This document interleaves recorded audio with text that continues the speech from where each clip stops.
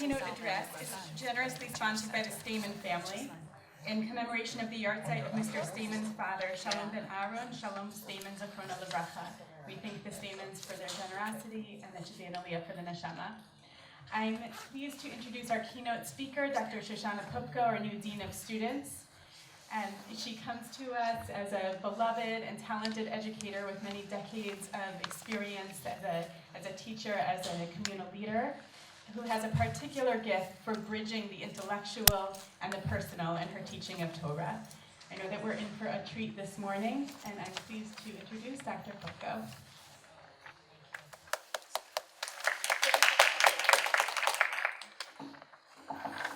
Thank you, Mrs. Kahan. I also want to acknowledge with gratitude, as you did, to the Stamen family for sponsoring this keynote address. Good morning, everybody. Good morning. Okay, good. Just checking to make sure we're all awake. We find ourselves a week away from the Yamim Noraim, from the days of Rosh Hashanah, the Aseret Yemei Teshuvah, and Yom Kippur. And what I'd like to ask you to do this morning is to take a step back and to look at the title that we've given to these days. Right? Titles can and should be very informative.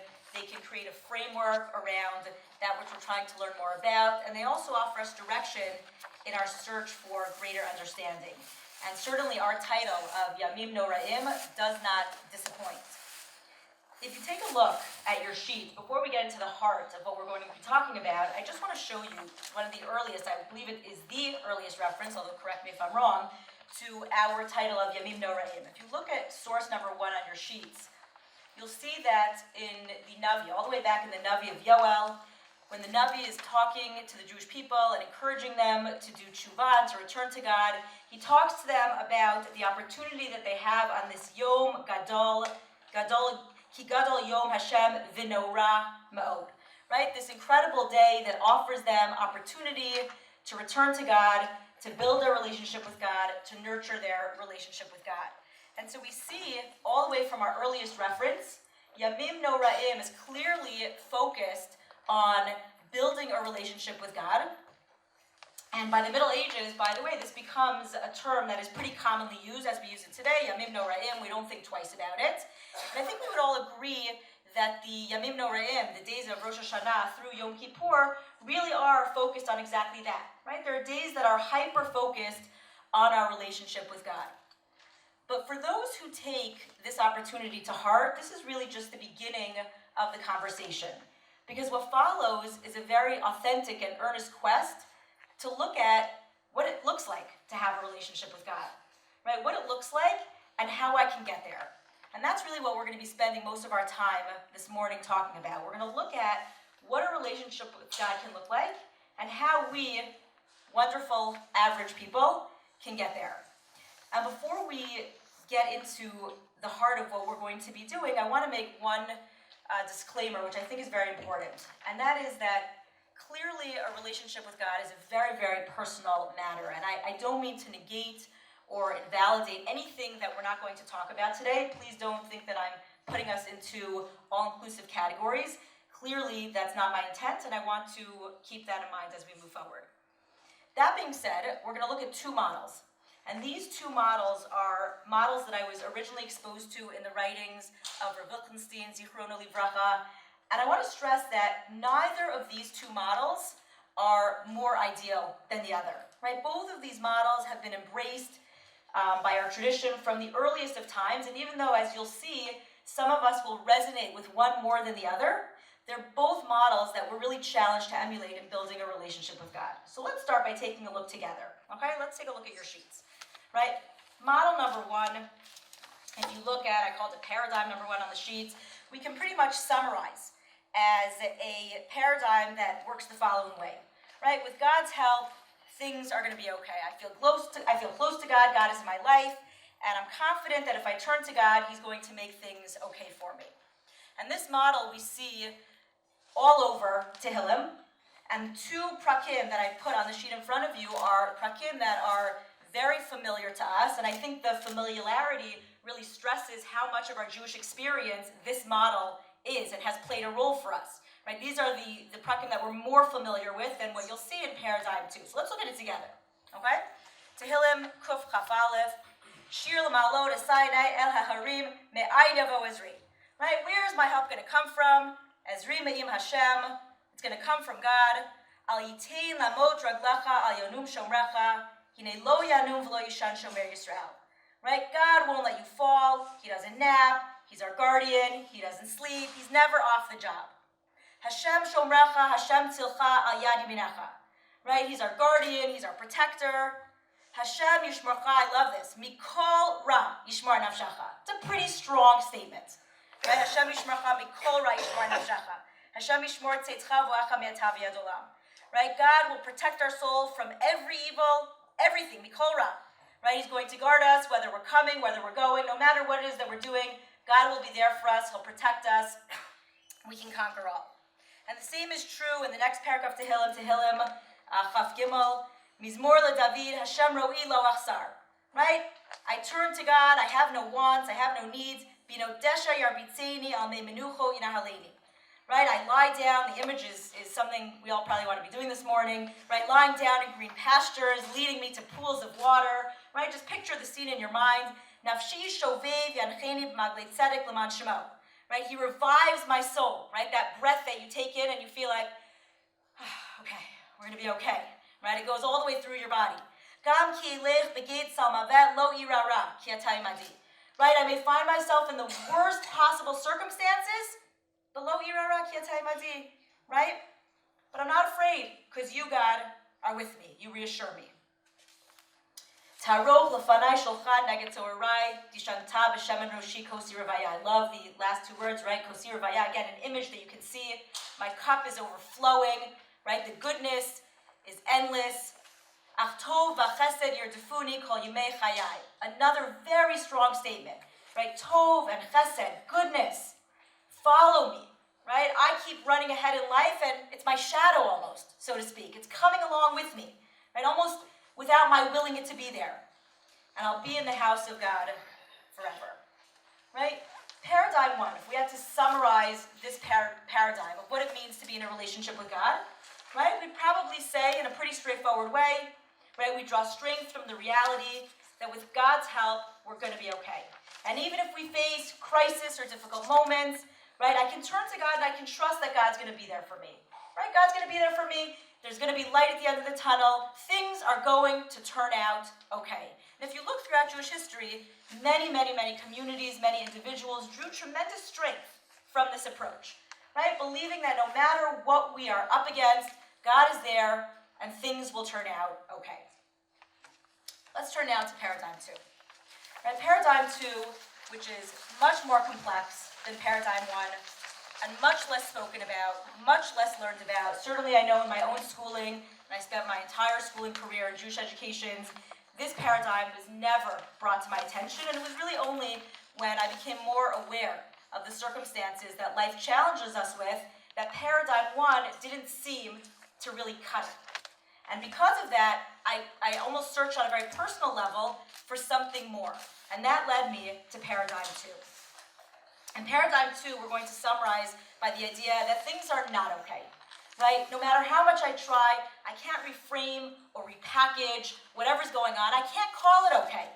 And yet, I'm still drawn to stay in this relationship with God.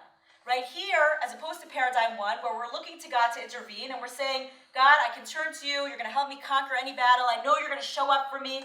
Here, the goal is not looking to God for intervention or involvement.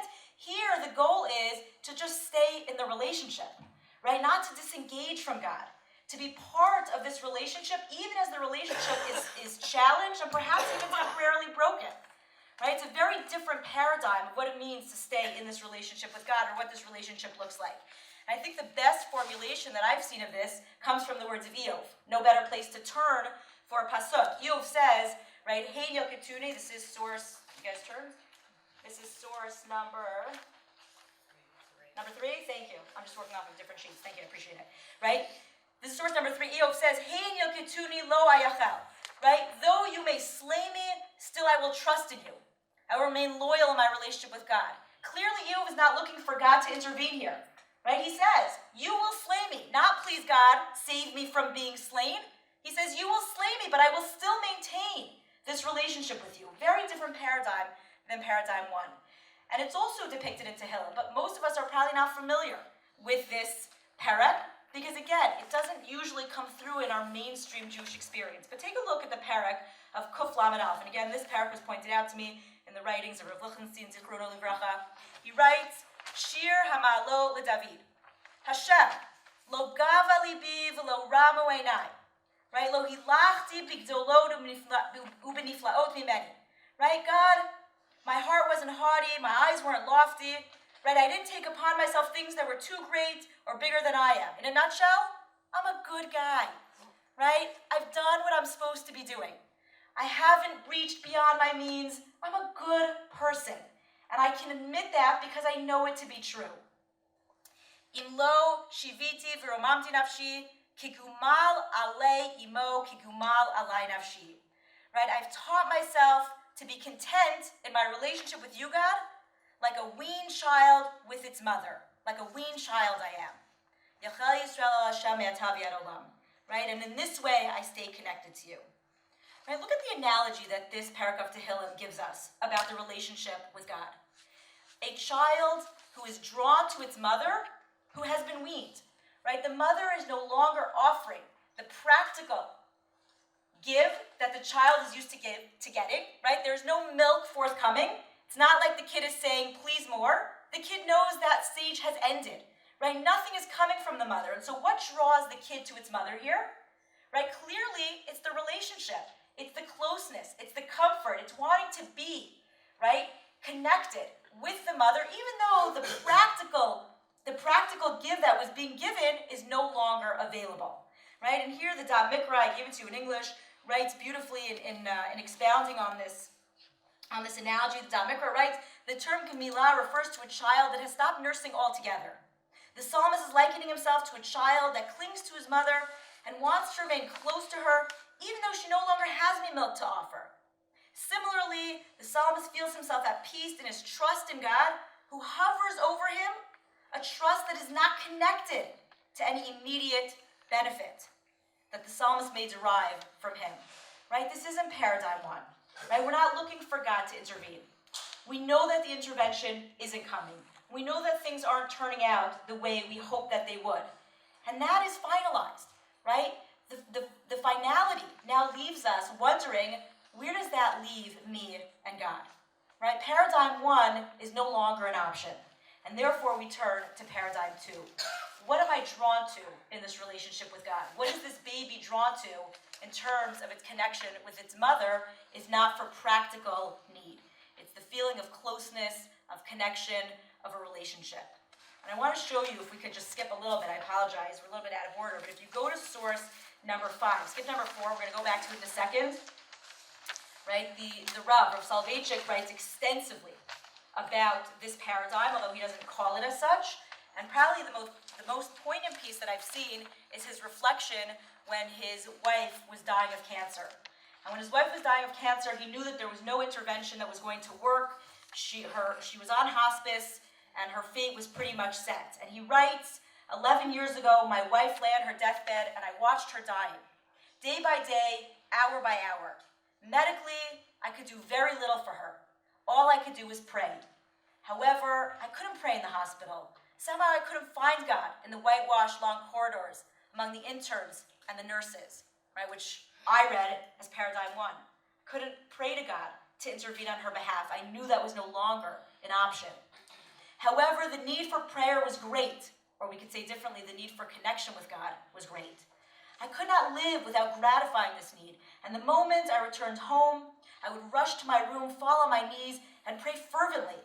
God in those moments appeared not as an exalted, majestic king, but rather as a humble, close friend, a brother, a father. In such moments of black despair, he was not far from me. He was right there in the dark room. I felt his warm hand, so to speak, on my shoulder. I hugged his knees, so to speak. He was with me in the narrow confines of a small room.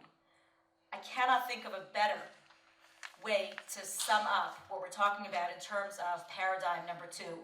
The intervention is no longer possible. Rav is not looking for God to intervene in this way, and yet he's drawn. He's drawn for the sense of comfort that paradigm 2 offers. And in fact, it's pretty remarkable. Once we become sensitized to both of these paradigms, we go back, right, to source number 4, to L'David Hashem Ori V'ishi, right? The paragraph that we saved from Rosh Chodesh Elul, and it's right there in front of us. It's amazing. We talk all month long about both of these paragraphs, both of these paradigms. They're right there in front of us. Take a look, right? Paradigm number 1, L'David. Hashem Ori V'ishi Mimi Yira. Hashem Ma'oz Chayai Mimi Avchad. Right? God is my light, my salvation. Whom shall I fear? God is my fortress. Who could scare me? Bikrov alai miraim lachod b'sari tzarai ve'ovaili hema kashlu v'nafalu. Right? Should evil people come to assail me, it's they, right? It's my enemies who will stumble and fall. Im tachaneh alai machaneh lo yira libi. Im takum alai melchama b'zod ani boteach. Right? Should an army come to besiege me, my heart would have no fear. Right? Should I be faced with war, I would still be confident. What does this sound like, of course? This is paradigm number 1, right?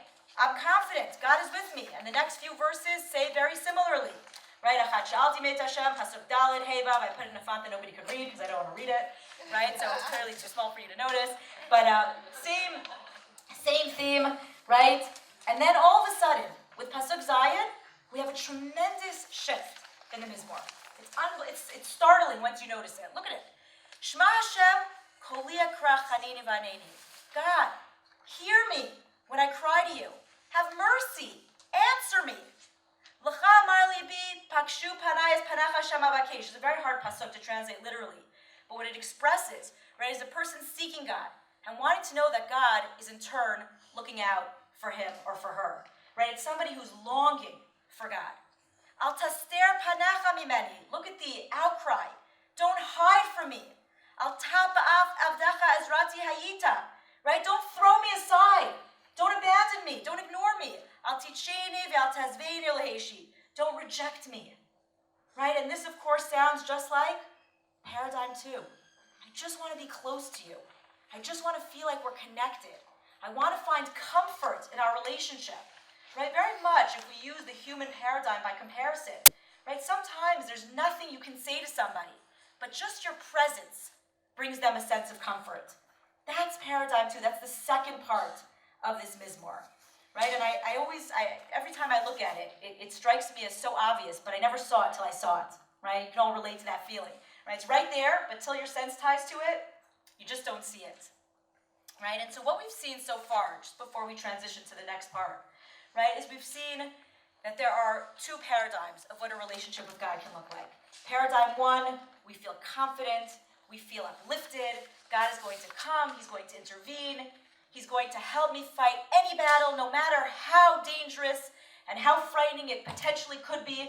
With God on my team, I know I will be victorious.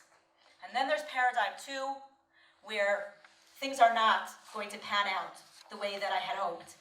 And that seems pretty clear, right? There is no more space for intervention. The child is weaned. There is no more milk coming.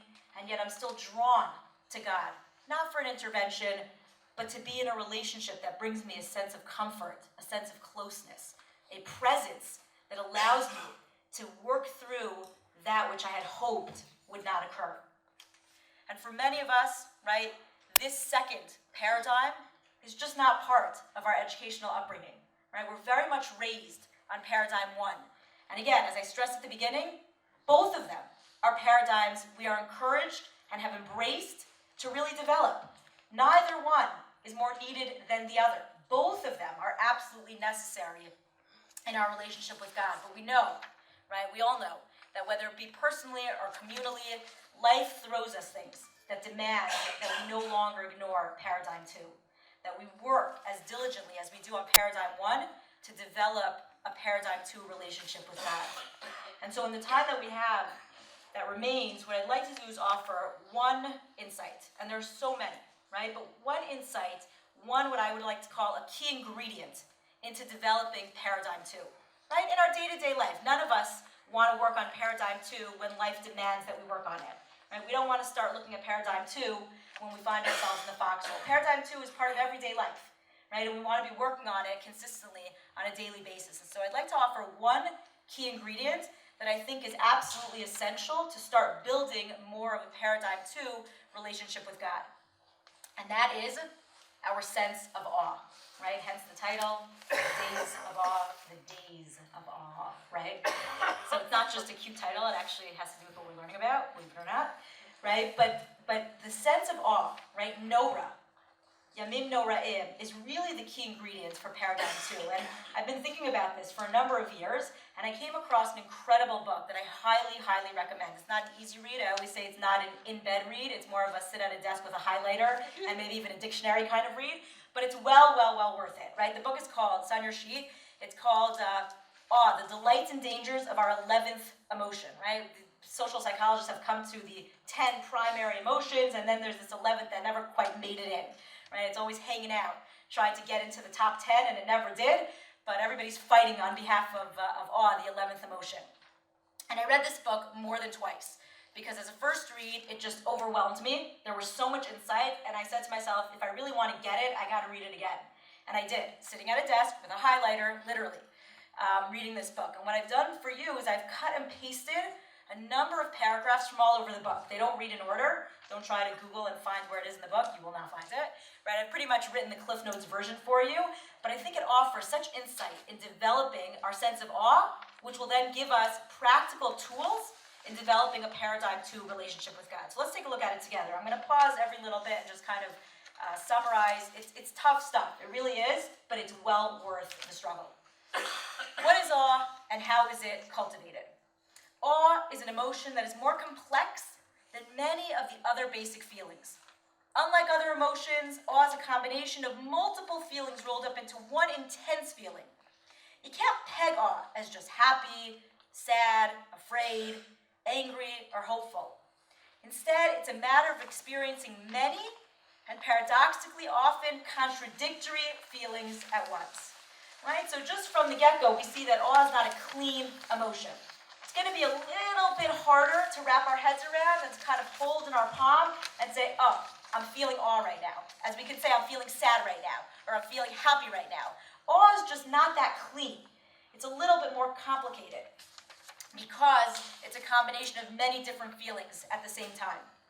Awe is an emotion designed to help us experience and learn from the paradox that life is at times dreadful as it is divine, better than we can imagine, and worse than we fear, and as short as it is magnificent.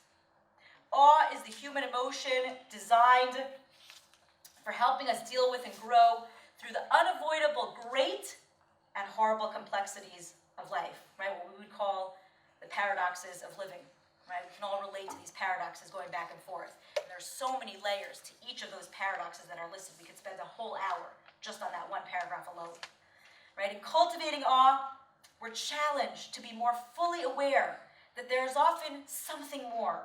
And this something more is much too much for us to ever completely comprehend, right? We'd all love to be able to just have a clear understanding, but it just doesn't come. And so instead of yearning for full understanding, we will flourish most when we retain our openness to life and all that comes with it, by courageously opening ourselves to those things that expand our imagination and stretch our understanding. Or I would say in the terminology we've been using, it's showing up from the joy to the sorrow and everything in between, and being open to all of the experiences that life offers. Living with awe is allowing ourselves to feel the overwhelming sense of being part of a process, one that is infinitely beyond what we could ever understand, but that we're destined to keep trying, right? That paragraph is so powerful, because it doesn't say we're part of a process we don't understand, so just have coffee, right? It says we're part of a process we don't understand, but if you're really invested in the process, you're going to keep trying, right? You're going to try to pick up pieces here and there, wherever you can, knowing that lo alacha hamlacha ligmor, knowing you're never going to get to the end, but you got to pick up as much as you can along the way, because that's what's going to deepen, right, our life experience. The challenge in trying to lead an awe-inspired life is that it regularly exposes us to the fact of life.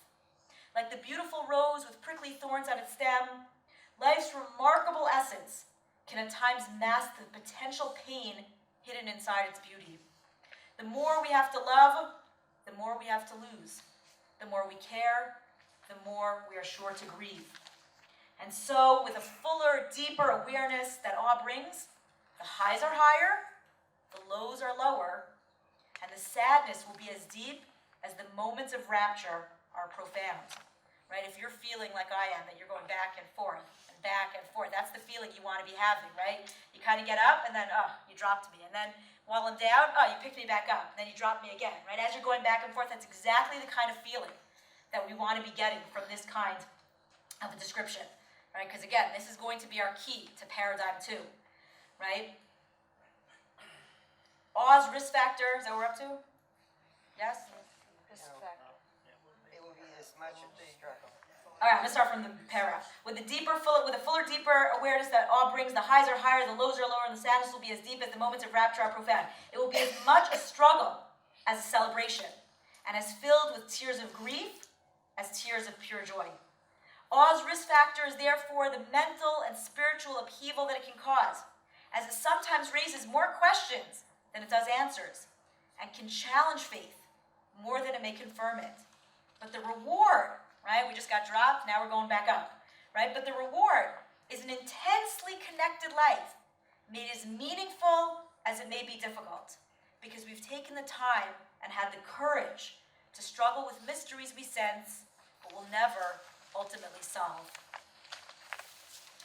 And if you decide to have more awe in your life, you will have to be willing to take on and think deeply about your role as an imperfect being in an imperfect world that continuously teases us with its imperfect grandeur.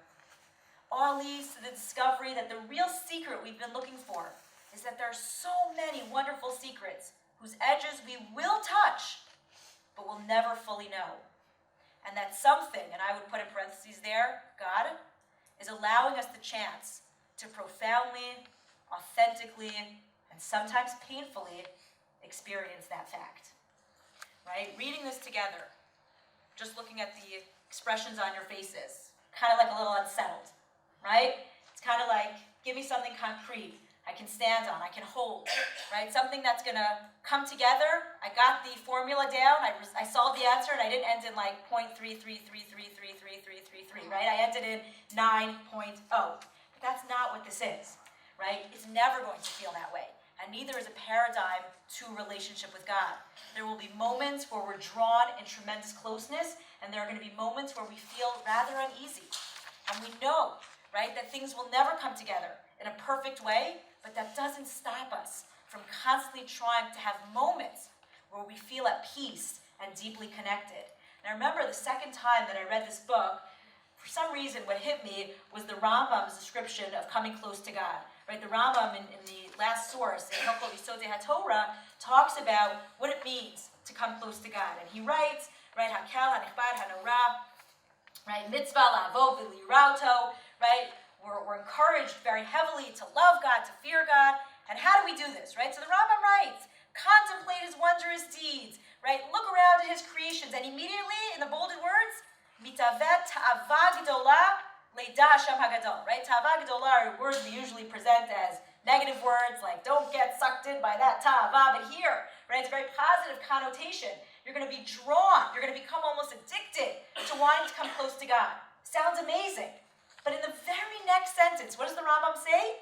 Right? He says, Umechashev b'dvarim ha'ela atzman miyad, immediately.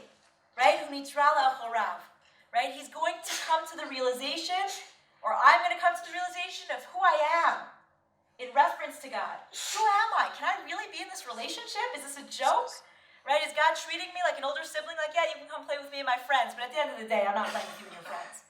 Right? And what does that may cause us to do? It may cause us to pull back and to recoil and to realize that, I don't know, am I fooling myself? Is this relationship real? Look at the paradox, right, that the Rambam presents.